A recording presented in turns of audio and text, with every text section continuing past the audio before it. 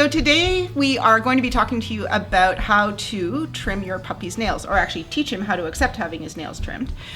So a lot of the work for that starts at home. First things we're doing at home with the puppy are teaching them to accept gentle restraint. That basically just means that if we physically take hold of their bodies, they should learn to relax and not fight us. And of course, when they do relax, we can reward them with treats. We could reward them by releasing them. So they learn the way to get access to their rewards here is to relax when they're being held. Once they're good with their entire body being held still, we can move on and start manipulating body parts. For example, we can pick up a paw, hold it for 2 or 3 seconds. If the puppy's calm and relaxed, we can give them that treat. Do you want to talk a little bit, Kim, about what kinds of treats work really well for this? Because, I mean, I've tried doing that with dog food and it doesn't really work. So what do you recommend for that? Well, this can be challenging for some dogs. They're not really fond of being restrained. So I would say pay them really well for this kind of work. You're setting your dog up for a lifetime of easy vet visits. So I tend to use cheese, hot dogs, cooked up liver bits.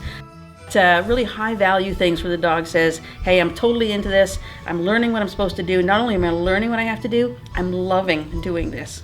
We're going to be using really, really small, tiny bits of food. And it's more that he kind of says, hey, I got a treat. I'd rather give him 8 or 9 little treats instead of one big one. So you get a lot more bang for your buck doing it that way. Absolutely. So at this point, we pick up the toes. We'll actually squeeze their toes a little bit. We'll also use the nail trimmers and just bang on their nail a little so that they actually get used to stuff happening back there without it being trimmed. And finally, the last step is to go ahead and, as you're feeding and rewarding and telling him what a wonderful superstar puppy he is, that we're going to cut.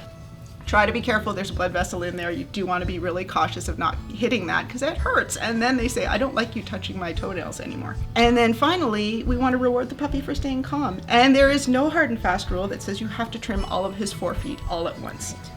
So I would much rather maybe even do one paw or one nail on one paw and have the puppy remain calm than push and say, oh, I'm going to do just one more, and then have the puppy get upset. So then what happens is when they get to the clinic, it's a totally new environment. So sometimes there's a lot of distraction here. You know, Roger's going to walk in and he's going to go, wow, there's bags of food on the shelves and there's people and there's other dogs.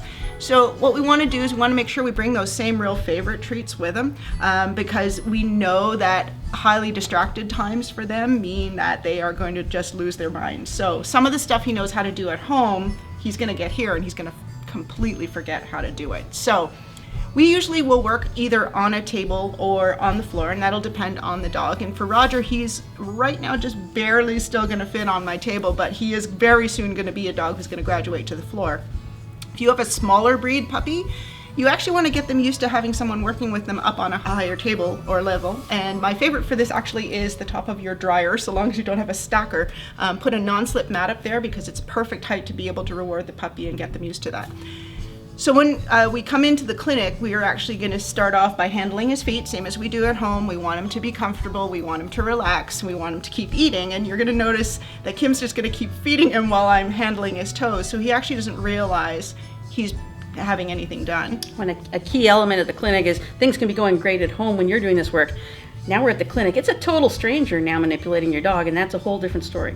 Yeah, exactly. And plus it's a total stranger quite often who is going to also do some other stuff like vaccinate him and do parts of an exam that he's kind of thinking, hey, this is not so great.